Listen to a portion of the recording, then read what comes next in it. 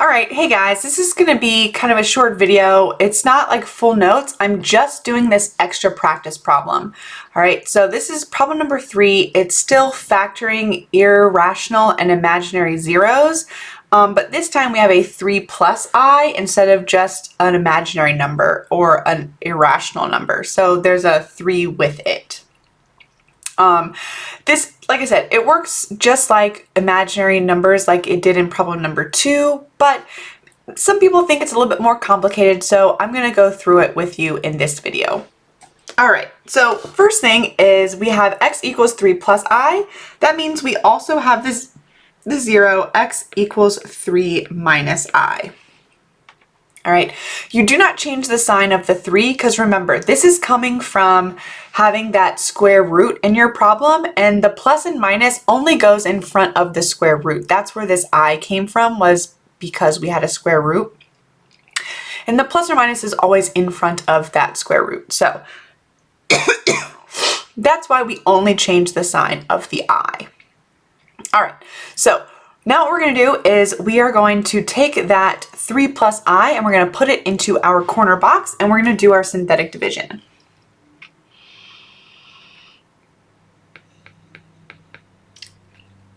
All right, I'm going to line up my coefficients.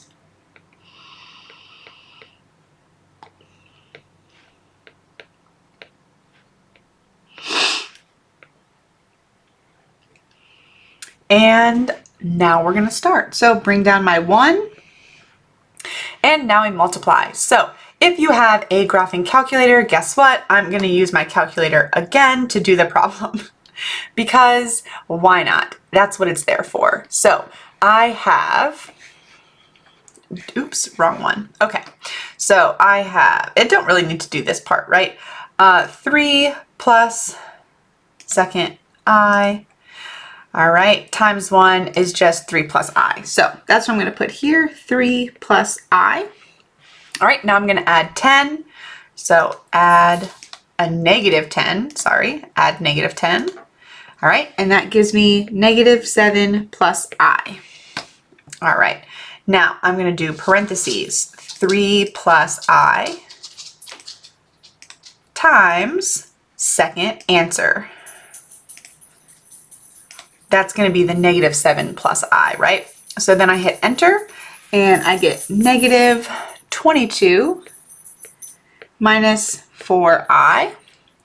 All right, I'm going to add 37.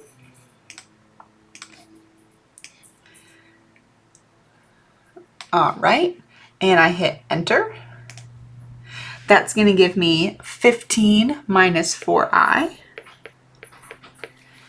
All right, then I'm going to go back to my calculator, do parentheses, 3 plus second decimal point, parentheses, second answer, and that gives me 49 plus 3I. So that's going to go right here. So that is 49 plus 3I. All right, now I'm going to add negative 58. And that gives me negative 9 plus 3I. Cool. Now I'm going to do parentheses, 3 plus I, close parentheses, times second answer. Enter. And I get negative 30. Which is good because that is my remainder column, so I should get 0, and I do.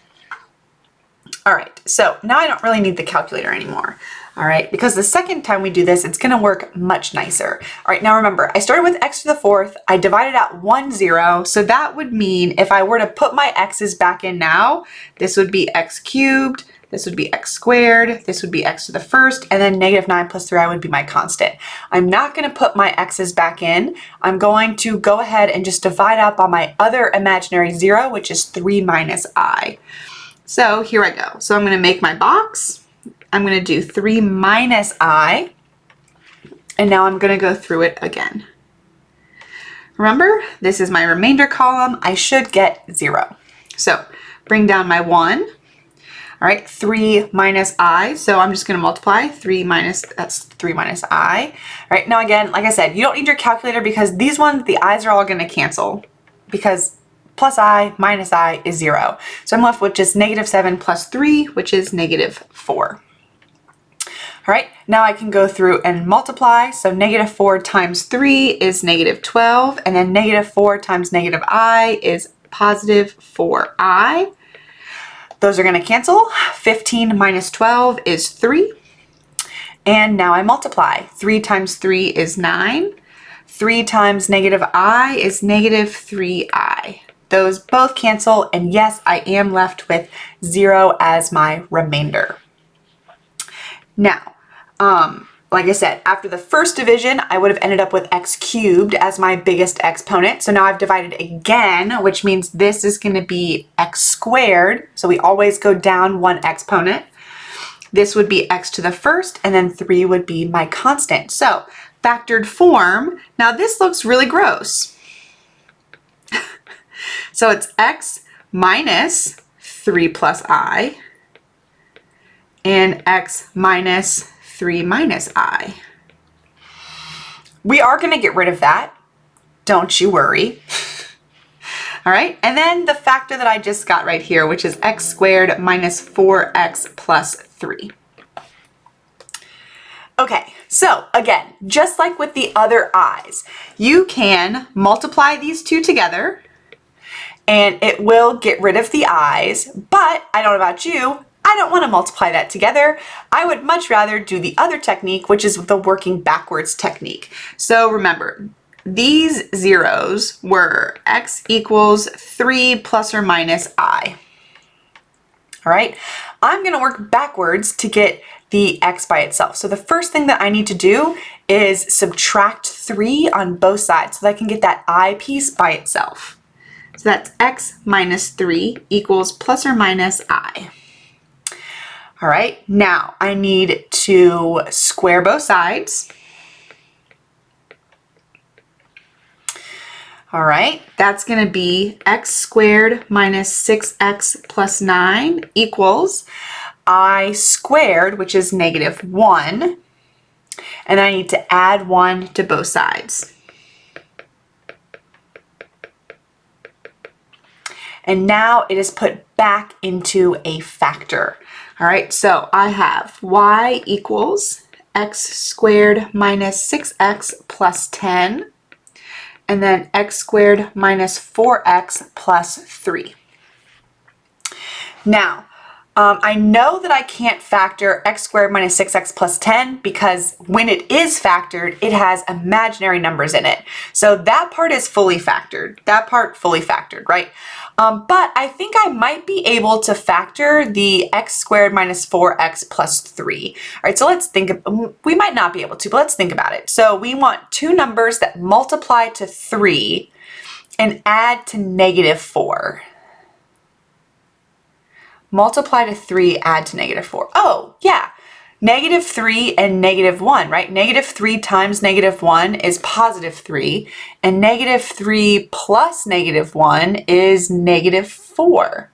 Yeah, so that works. So we can factor that last piece. So this is y equals x squared minus 6x plus 10, and then x minus 3, x minus 1. There we go. So this is factored form, completely factored. All right, last thing that we need to do is find all of our zeros. So we have 2 zeros already. All right, we have 3 plus or minus I. All right, that comes from that piece right there. They were the ones that were kind of given to us, right? So I need to find the other one. So I should get a total of 4 because this did start out as an exponent of 4. So I need 4 total. I have 2. I need 2 more. And they're going to be easy to find from factored form. They're just going to come from the x minus 3 and the x minus 1.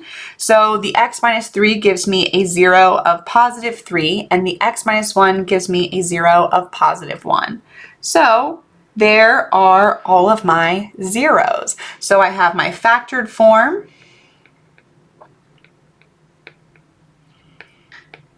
and I have all my zeros. Boop. So I am done with this problem. All right.